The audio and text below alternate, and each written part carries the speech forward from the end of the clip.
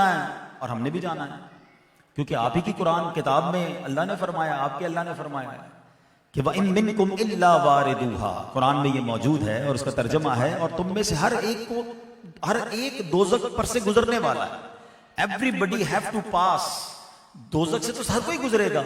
تو جب آپ نے بھی دوزخ سے گزرنا ہے، میں نے بھی دوزخ سے گزرنا ہے، تو فرق کیا ہوا؟ آگ میں تو دونوں نے جانا ہے. اور تو آپ کہہ رہے ہیں کہ ایمان لے آؤ آگ سے بچ جاؤ گے. تو اب حضرت اللہ والے تھے، آپ نے کہا کہ اس کے پاس ایک چادر تھی، آپ نے کہا چادر مجھے دو. اپنی چادر لی اور اس کی چادر کو لپیٹا، اور جس تندور کو آگ جلائی تھی روٹیاں بنانے کے لیے، دونوں چادروں کو اس تندور میں ڈالا. آگ جل رہی تھی. تھوڑی دیر ہوئی تو جب چادریں باہر نکالی تو غیر مسلم کی چادر جل کر راکھ ہو چکی تھی اور ان کی چادر بالکل صحیح سلامت تھی. آپ نے فرمایا گزرنا تو دونوں کو ہے، مگر ایمان والے اور بے ایمان کا فرق دیکھ لو. سبحان اللہ. کہ پل صراط سے، یہ جو آیت ہے نا، ایکچولی یہ پل صراط کے بارے میں یاد رکھیے گا. وَإِن مِّنكُمْ إِلَّا وَارِدُوهَا، تم میں سے ہر ایک دوزخ پر سے گزرے گا. اس کا معنی یہ ہے کہ پل صراط جو ہے نا، وہ دوزخ کی پشت پر بنایا جائے گا. برج آف صراط، یہ تلوار سے زیادہ تیز ہوگا، بال سے زیادہ باریک ہوگا، اور جہنم کی پشت پر بنایا جائے گا. اور ہر کسی کو گزرنا ہے. مسلمان بھی گزرے گا، بے ایمان بھی گزرے گا. مسلمان انشاءاللہ خیر سے گزر جائے گا، اور غیر مسلم جو ایمان والا نہیں ہوگا وہ کٹ کر جہنم میں گر جائے گا. تو آپ نے فرمایا جس طرح دیکھو میری چادر کا کچھ بھی فرق نہیں پڑا، ہم ایسے آگ سے گزریں گے. ہاں یقیناً گناہ گاروں کے لیے ایسا لکھا ہے کتابوں میں کہ کچھ لوگ بڑے لرزتے ہوئے گزریں گے، کچھ لوگ ڈرتے ہوئے گزریں گے، کچھ رینگتے ہوئے گزریں گے، مگر اللہ کے کچھ بندے ایسے بھی ہوں گے جو بجلی کی طرح گزر جائیں گے. سیدی اعلیٰ حضرت امام اہل سنت نے یہی تمنا کی ہے نا نبی پاک کی بارگاہ میں کہ پل سے اتارو راہ گزر کو خبر نہ ہو. اللہ کی بارگاہ میں عرض کیا، اللہ ایسا کرم کرنا کہ جب میں پل صراط سے گزروں نا تو مجھے بھی پتہ نہ چلے. یہ بڑی کمال کی التجا ہے. ٹریول کرنے والے کو تو ٹریول کا پتہ چلے گا نا، مگر میرا رب چاہے تو بندہ کہتا ہے نا یار کیسے سفر پورا ہوا پتہ ہی نہیں چلا. کبھی کبھی بندہ ایسا خوشی میں ہوتا ہے، ایسا مگن ہوتا ہے، کسی ایسی مصروفیت میں ہوتا ہے، اسے پتہ ہی نہیں چلتا کہ کب منزل آ گئی.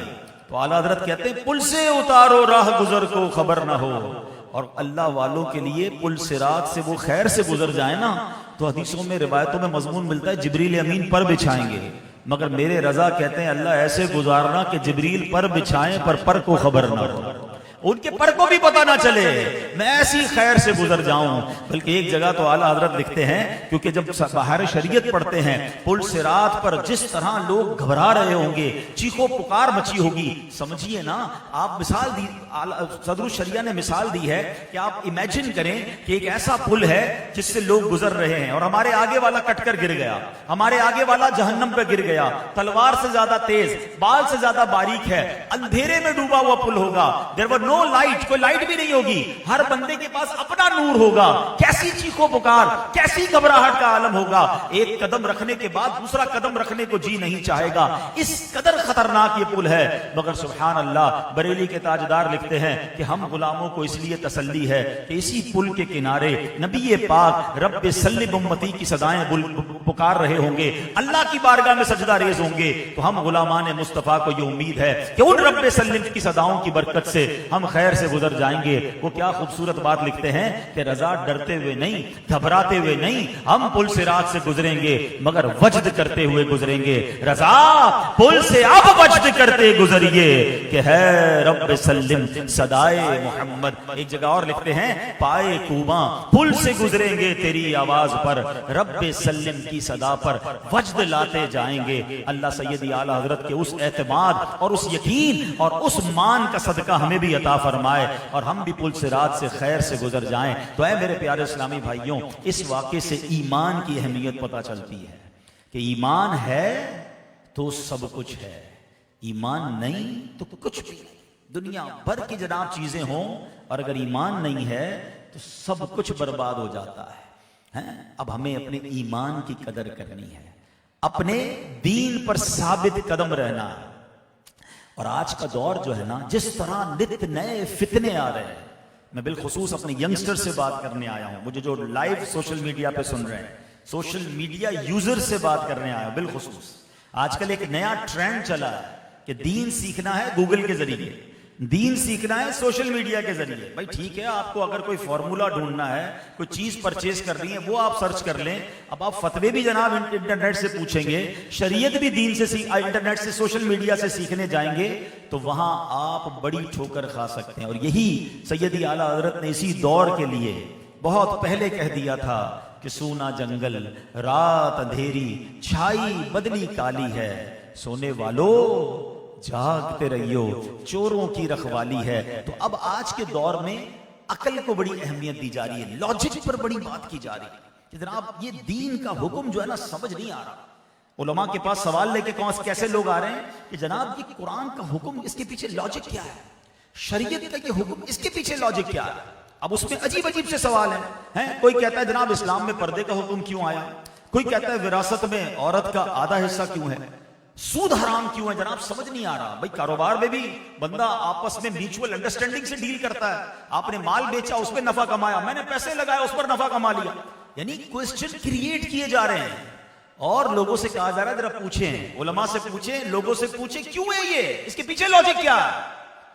ایک بات یاد رکھیے, ہم مسلمان ہیں, ہم نے ایمان قبول کیا. ہمارے ایمان کی جو بیس ہے نا, وہ بیس ہی غیب پر ایمان لانا ہے. مجھے بتائیے اتنے سارے لوگ بیٹھے ہیں, کس نے اللہ کو دیکھا ہے؟ ہم میں سے کسی نے اللہ کو نہیں دیکھا. ہم اللہ پر ایمان لائے ہیں, بن دیکھے لائے ہیں. ہم میں سے کسی نے نبی پاک سے ملاقات نہیں کی, ہم بن دیکھے ایمان لائے. ہم ان کو آخری نبی مانتے ہیں. ہم میں سے کسی نے جبریل امین کو قرآن کی آیتیں لے کر اترتے ہوئے نہیں دیکھا. ہم سب مانتے ہیں کہ قرآن اللہ کی کتاب ہے, جبریل امین لے کر آئے, نبی پاک پر وحی نازل ہوئی. ہم نے قیامت نہیں دیکھی, جنت نہیں دیکھی, دوزخ نہیں دیکھی, ہم سب پر ایمان لائے ہیں. مگر یہ کہاں سے شروع ہو گیا کہ جناب قرآن کے حکم کے پیچھے لاجک کیا ہے, شریعت کے پیچھے لاجک کیا ہے. یاد رکھیے ہماری عقلیں تھوڑی ہیں. پہلے ایک لاجیکلی بات سمجھ لیں.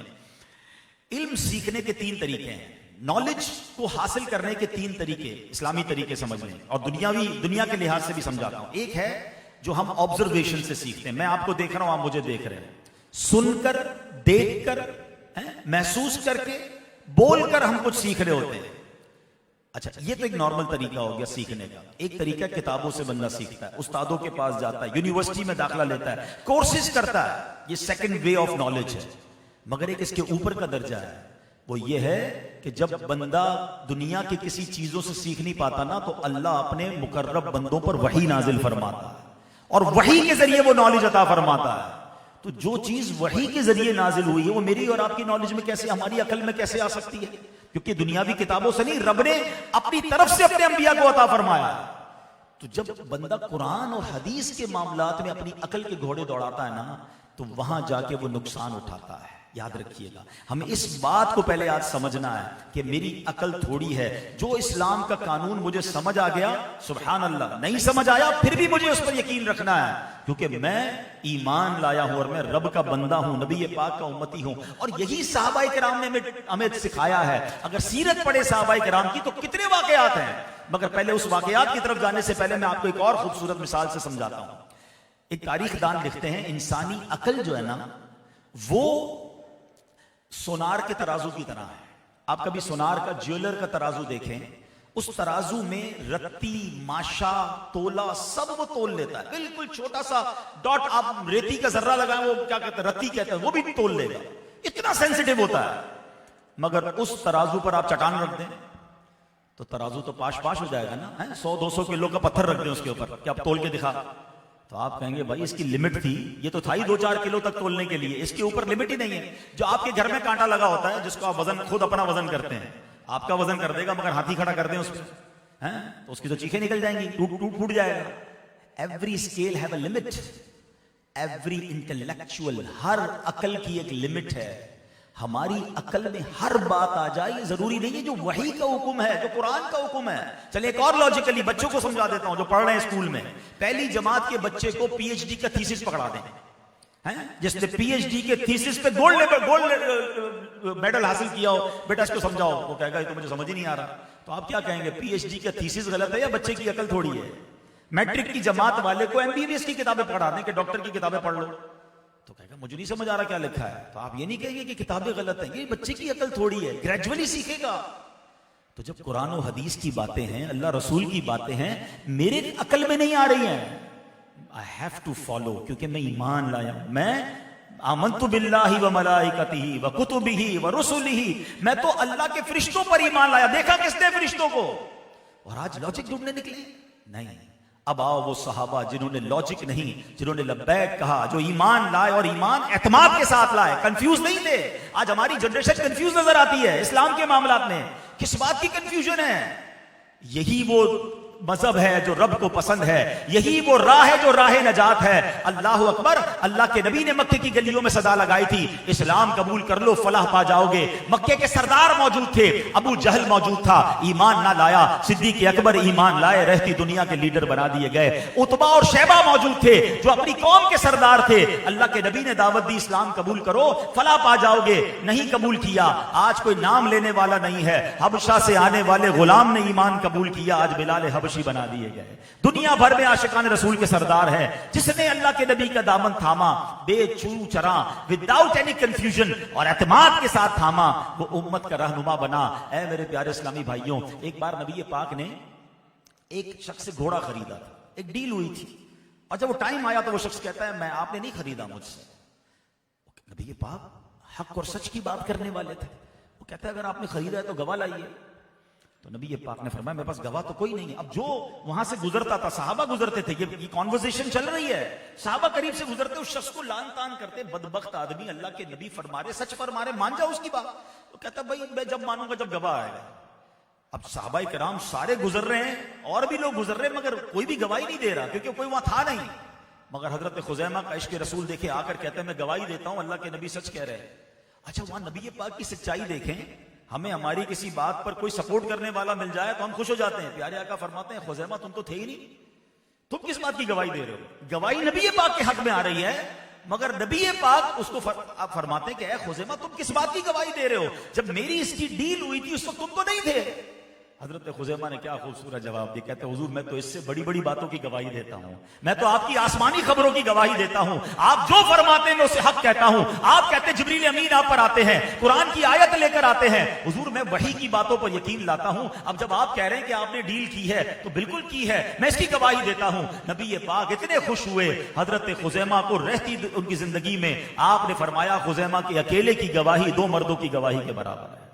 ये है एतमाद। अपने नबी पर एतमाद नहीं करेंगे, अपनी शरीयत पर एतमाद नहीं करेंगे और उसमें कंफ्यूज होने लग जाएंगे। कितनी बार ये वाकया सुना है कि जब सुबह हुई थी मेराज की सुबह, नबी पाक ने मक्के में ऐलान किया कि मैं रात के थोड़े हिस्से में बैतुल मुकद्दस से होकर आया हूं, आसमानों की सैर करके आया हूं। ईमान वाले खुशियां मना रहे थे, उन्होंने एक्सेप्ट कर लिया। अबू जहल था जिसको प्रॉब्लम शुरू हो गई, हजरत अबू बकर सिद्दीक के दरवाजे पर पहुंचकर दरवाजा खटखटाते हैं, ए अबू बकर जानते हो तुम्हारे नबी क्या कहते हैं?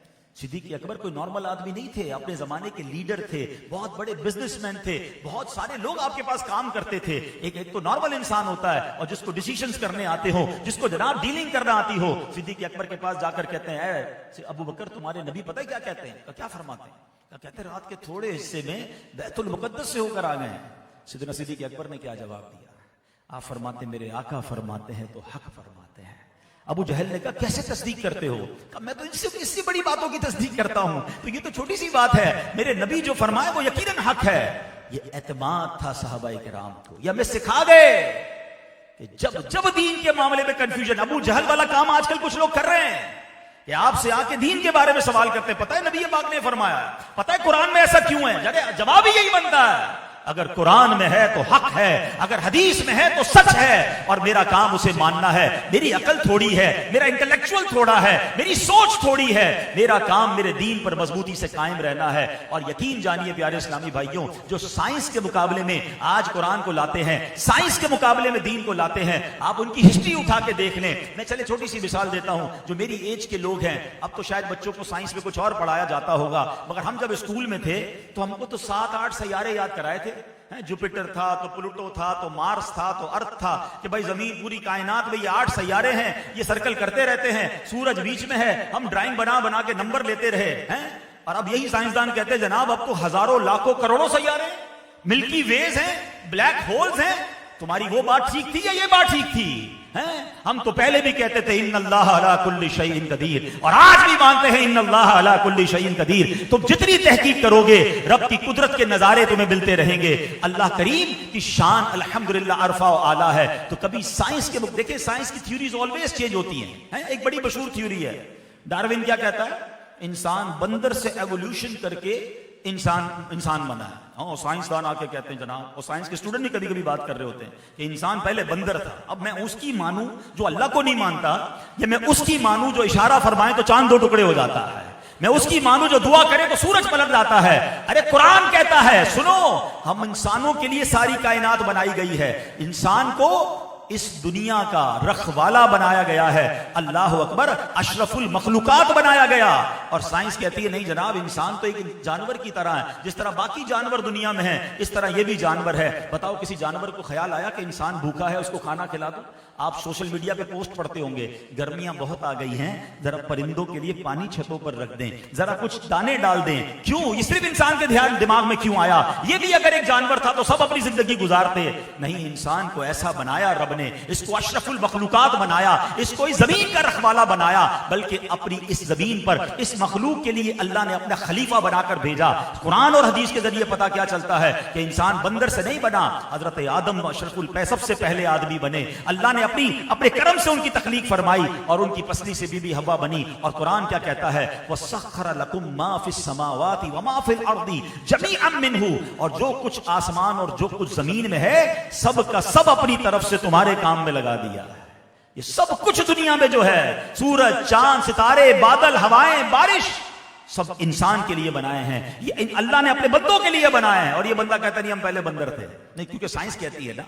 नहीं मेरे प्यारे इस्लामी भाइयों, हमें हमारी शरीयत को, हमारे कुरान को फोकस करना है और अपने दीन पर एतमाद करना है। एक आखिरी वाकया सुना दूं ताकि जब कंफ्यूजन पैदा हो तो ये वाकयात हमारे दीन और ईमान की मजबूती का सबब बने। बुखारी शरीफ की हदीस, ठीक है? और बुखारी शरीफ की हदीस ये है कि एक शख्स नबी पाक अलैहिस्सलाम की बारगाह में आया। साहबी रसूल से कहते हुजूर मेरे भाई के पेट में बहुत तकलीफ है, एक बीमारी थी। नबी पाक ने फरमाया उसको शहद पिलाओ। शहद पिलाया और तकलीफ बढ़ गई। दोबारा हाजिर हुए, कहते हुजूर तकलीफ बढ़ गई है, फरमाया शहद पिलाओ। हैं? दोबारा शहद पिलाया, तकलीफ और बढ़ गई, बीमारी और बढ़ गई। साहबी का अकीदा और ईमान देखे फिर नबी पाक के पास आया, हुजूर तकलीफ तो और डेंजरस हो गया है, मामला खराब हो गया है, फरमाया और शहद पिलाओ। गए। अच्छा, ये नहीं होता था हमारी तरह थोड़ी कि यार कह तो रहे हैं लेकिन गड़बड़ हो रही है, चेंज कर दे। नहीं, साबी फॉर्मूला वही यूज कर रहे थे, अपनी आंखों से देख रहे कि नुकसान हो रहा है, मगर जाके फिर शहद पिलाते थे। दोबारा बीमारी बढ़ गई। अल्लाह अकबर। जब चौथी बार आए ना तो अल्लाह के नबी ने पता क्या फरमाया? मेरा रब सच्चा है, तुम्हारे भाई का पेट झूठा है। क्योंकि नबी पाक को वही के जरिए बताया गया था, साबी रसूल है। उन नबी पाक अलैहिस्सलाम की खाने पे बुलाया, दावत की, तो प्यारे आका अलैहिस्सलाम ने फरमाया ना विलनी ज़िराअहा, मुझे बकरी ज़िबा की। प्यारे आका ने फरमाया कि मुझे इसकी एक दस्ती दो। साहबी रसूल ने दस्ती पकड़ा दी। नबी पाक अलैहिस्सलाम को दस्ती का गोश्त पसंद था। कुछ देर बाद नबी पाक ने फरमाया मुझे एक और दस्ती दो। उन्होंने दूसरी दस्ती नबी पाक को दी। प्यारे आका साहबा के साथ बैठे थे, तनावुल फरमाया, डिस्ट्रीब्यूट फरमा दिया। थोड़ी देर हुई तो उन्होंने प्यारे आका अलैहिस्सलाम ने फरमाया मुझे एक और दस्ती दो। तो हजरत अबू उबैद कहते हैं कि हुजूर बकरी की तो दो ही दस्तियां होती हैं, अकल से काम लिया ना। अकल क्या कहती है? दस्तियां खत्म, बकरी एक थी, दो दस्तियां हो गई, चैप्टर क्लोज।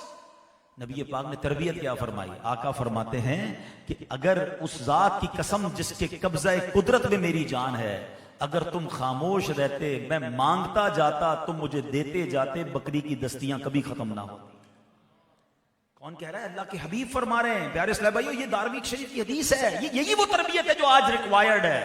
अकल कह रही है दो दस्तियां हैं, आका फरमाते मैं मांगता जाता, तुम देते जाते, तुम खामोश रहते, इसकी दस्तियां कभी खत्म ना होनी थी। मैं उस नबी का उम्मती हूं। अकल मानती है कि चांद दो टुकड़े हो जाएगा, अकल मानती है कि मगरिब के बाद इशा के वक्त की बजाय असर का वक्त आएगा। मेरे आका वो हैं जो दुआ फरमाए तो मगरिब के बाद मौला अली के लिए असर फरमा देते हैं। इशारे से चांद चीर दिया, छुपे हुए खुर को फेर दिया, गए हुए दिन को असर किया, ये ताबो तमा तुम्हारे लिए। तो बहरहाल मेरे प्यारे इस्लामी भाइयों, मेरे नौजवानों, बात बहुत आगे तक जा सकती है मगर वक्त चूंकि काफी हो गया है। मैं सिर्फ इस मैसेज को लेकर आया हूं कि अपनी बुनियादें मजबूत कीजिए, अपने अकायद मजबूत कीजिए, अपने दीन और अपने मसलक और अपने तमाम जो हमारे बुनियादी अकायद है ना, اس پر ایسے چٹان کی طرح مضبوط ہو جائیے کہ جناب لاجک کی بات میں عقل کی جناب جس کو کہتے ہیں نا عقل کی بنیاد پر نہیں جناب، عشق پر اعمال کی بنیاد رکھنی ہے، عقل پر اعمال کی بنیاد نہیں رکھنی. عقل کو تنقید سے فرصت کہاں، عشق پر اعمال کی بنیاد رکھ. وہ کہتے ہیں نا پنجابی شاعر، عقل وہ کیا ہے، عشق دے چھلے ہی نمبر لے گئے، عقل منداں ایویں ہی عمرہ گالیاں. عقل مند باتیں ہی کرتے رہ جاتے ہیں. حضرت ابراہیم نے کیا کیا تھا، کتنی بڑی آگ تھی، نو فلائنگ زون تھا، نو فلائنگ زون تھا نا، پرندہ بھی نہیں اوپر سے گزر سکتا تھا. لیکن عقل تو کہتی تھی اے ابراہیم آگ میں جاؤ گے تو جل جاؤ گے. شاعر مشرق لکھتے ہیں نا، کیا ہوا، بے خطر کود پڑا آتش نمرود میں عشق. کون کودا تھا، عشق کودا تھا، عقل نہیں. اللہ کا حکم ہے کچھ نہیں ہوتا، اور ایسا ہی ہوا. آگ کا کام جلانا تھا، مگر وہ آگ باغ کیسے بنی، بے خطر کود پڑا آتش نمرود میں عشق. عقل تھی محو تماشائے لبے بام ابھی. ارے عقل تو سوچ ہی رہی تھی، عشق نے اپنا کام کر دیا تھا. عقل والوں کے نصیبوں میں کہاں ذوق جنوں، عشق والے ہیں جو ہر چیز لٹا دیتے ہیں. تو کاش یہ بات ہمیں سمجھ آ جائے تو اپنے ایمان، اپنے عقیدے، اپنی بنیادوں کی جو جناب جو بیسکس ہیں وہ عشق پر رکھنی ہے. دل سے فیصلے کرنے ہیں، ہر چیز کا فیصلہ دماغ سے نہیں ہوتا. آخری بات کر کے لاجیکلی سمجھا کر بات ختم کر دیتا ہوں. عقل کی اکاؤنٹنٹس زیادہ ہے نا آج، کیونکہ چارٹرڈ اکاؤنٹنٹس کی محفل ہے تو کافی سارے مجھے اکاؤنٹنٹس نظر آ رہے ہیں. تو اکاؤنٹس کی دنیا کی تھوڑی بات کر لیں. لاجک کیا کہتی ہے، کیلکولیٹر کیا کہتا ہے، پیسے خرچ کرو گے تو کم ہوں گے. یہ تو لاجک ہے نا بھائی. 1 لاکھ روپے آپ کے پاس ہیں اور زکوٰۃ آپ پر ہو گئی فرض، 2.5% 2,500 دو گے تو کیلکولیٹر بتاتا ہے کہ لاکھ میں سے 2,500 نکلے از اکول ٹو 97,500. دنیا کا کیلکولیٹر یہ کہتا ہے. پھر نہیں، مولوی صاحب کہتے ہیں زکوٰۃ کے علاوہ صدقہ بھی دو، 2-4 ہزار صدقہ دیے تو بچ گئے 95,000 روپے. یہ تو کم ہو رہے ہیں یار. اور اللہ کے نبی کیا فرماتے ہیں، میں قسم کھا کر کہتا ہوں، ہر حدیث حق ہے مگر اس حدیث میں قسم اٹھا رہے اللہ کے نبی علیہ السلام کہ میں قسم اٹھا کر کہتا ہوں کہ اللہ کی راہ میں خرچ کرنے سے مال کم نہیں ہوگا. میں اپنے کیلکولیٹر کو مانوں یا اپنے نبی کی مانوں، یہ چلے نہیں تو لاجیکلی فیصلہ کر لو نا. آج اس کا رزلٹ آپ سب کے پاس ہے، جتنے بیٹھے سب کے پاس ہے. عقل یہ کہتی ہے، کیلکولیٹر یہ کہتا ہے پیسے کم ہوں گے. اور جس نے زکوٰۃ پوری دی ہے، جس نے اللہ کی راہ میں خرچہ کیا ہے، اس سے پوچھو اگلے سال زکوٰۃ کم دیتا ہے یا زیادہ دیتا ہے. ہر سال اس کی زکوٰۃ بڑھ رہی ہے. ارے کیسے بڑھ رہی ہے؟ تو یہ بات مان لو نا، ایک میرا کیلکولیٹر ہے، ایک رحمت الہی کا کیلکولیٹر ہے. بنیاد مضبوط رکھنا. ہاں دیتے، ہاں ایسا بھی ہوتا ہے جو زکوٰۃ دیتے ہوئے ٹینشن میں ہوتے نا، کچھ لوگ بانٹتے بھی ہیں اور پریشان بھی ہوتے ہیں، دل پہ بڑا بھاری ہوتا ہے، ان کے نہیں بڑھتے کہ خوش دلی سے دینا ہے. ہاں قرآن کہتا ہے کوئی جو اللہ کو اچھا قرض حسن دے. اللہ کو قرض حسن دے، اللہ کو کون قرض دے سکتا ہے؟ آئے ہائے، علماء نے بڑی پیاری بحث کی کہ جو لفظ قرض لایا گیا نا. مجھے ایک بات بتائیں کہ ماشاءاللہ مدنی رضا بیٹھے ہیں، میں ان کو 50,000 روپے دوں اور تھوڑے دنوں بعد کہوں مدنی میرے 50,000 میں سے 10,000 دے دو، تو مدنی نے کوئی کمال تو نہیں کیا نا. میرے پیسے تھے، میرے پیسوں میں اس نے احسان نہیں کیا مجھ پر، میرے پیسے تھے مجھے دے دیے. مگر سبحان اللہ، میرے رب کی شان دیکھو، خود ہی دیتا ہے، خود ہی نوازتا ہے. اور جب اس میں سے کچھ خرچ کرنے کی باری آتی ہے تو رب فرماتا ہے کوئی اللہ کو اچھا قرض دے. شان دیکھو اس کی. اچھا یہی فرما دیتا ہے کوئی جو اللہ کی راہ میں خرچ کرے. نہیں، خرچ نہیں، قرض دے. What is the reason behind this? Loan, قرض کو لون کہتے ہیں نا. پوچھو اکاؤنٹنٹ سے what is the difference between loan and gift. Gift دے دو گے، خرچ کر دو گے، واپس کی امید نہیں ہے. لون کا مطلب یہ ہے کہ یہ واپس آنا ہے. قرآن کہہ رہا ہے اللہ کو قرض دو، اس کا مطلب یہ لوٹائے گا تمہیں اور بڑھا کر لوٹائے گا. تو بڑی لاجیکلی بات ہے کہ اگر ایمان ہے تو زکوٰۃ دیتے ہوئے کبھی دل میں یہ خیال نہیں آئے گا یہ پیسے کم ہو رہے ہیں، یہ بڑھ کر آنے ہیں. صدقہ دو گے، بڑھ کر آنے ہیں. تو ان تمام باتوں سے یہ بات واضح ہے کہ میرا ایمان اللہ رسول کی باتوں پر، قرآن و حدیث پر ہوگا تو کبھی ٹھوکر نہیں کھاؤں گا. اللہ مجھے اور آپ کو ایمان کی مضبوطی عطا فرمائے، نبی پاک کے ہر فرمان پر اعتماد عطا فرمائے. اور انشاءاللہ اگر یہ اعتماد ہوگا، یہ یقین ہوگا تو انشاءاللہ کبھی ٹھوکر نہیں کھائیں گے. اور آج کے دور میں عقیدوں کی مضبوطی کے لیے واللہ ایسی خرافات اور ایسی عجیب چیزیں ہو رہی ہیں کہ دعوت اسلامی ایک ایسا سائبان ہے، دعوت اسلامی ایک ایسی خوبصورت امبریلا ہے کہ جس کے نیچے آ جاؤ تو ایمان، عقیدہ، مسلک سب محفوظ ہو جاتا ہے اور پتہ چلتا ہے کہ جناب کیسے سیدی اعلیٰ حضرت کے پیچھے امیر علیہ سنت لے کر چل رہے ہیں. تو میری گزارش ہے تمام اسلامی بھائیوں سے، اسلامی بہنوں سے، ویورز سے کہ خود بھی اور اپنے بچوں کو بھی دعوت اسلامی کے ماحول سے وابستہ کر دیں. انشاءاللہ جو اس ماحول سے وابستہ ہوگا ایمان اور عقیدہ انشاءاللہ اس کا محفوظ ہو جائے گا. اور یہی سب سے زیادہ ضروری ہے. بچہ بہت زیادہ پڑھ لکھ گیا, بہت ساری ڈگریز مل گئیں, لیکن اگر ایمان اور عقیدہ محفوظ نہیں ہے تو پھر ایسا نہ ہو کہ ہم بعد میں پچھتائیں. اللہ کریم ہمارے بچوں کے, ہم سب کے ایمان اور عقیدے کی حفاظت فرمائے. دعوت اسلامی کے ماحول سے وابستہ رہیں, مدنی چینل دیکھتے رہیں, دعوت اسلامی کے اجتماعات میں آتے رہیں. آخر میں دوبارہ سرفراز بھائی کو, انس بھائی کو اور جناب محمود بھائی کو, یہ 3 بڑے ہیں ماشاءاللہ, ان سب کو اور پورے باقی تمام ان کے خاندان والوں کو مبارکباد پیش کروں گا بچوں کی شادی کی خوشی میں. اللہ مزید برکت عطا فرمائے. ماشاءاللہ ابھی کچھ مزید کلام اور صحرا وغیرہ بھی ہوگا, دعا بھی ہوگی. اسی محبت اور ذوق کے ساتھ تشریف رکھیں. صلو علی الحبیب.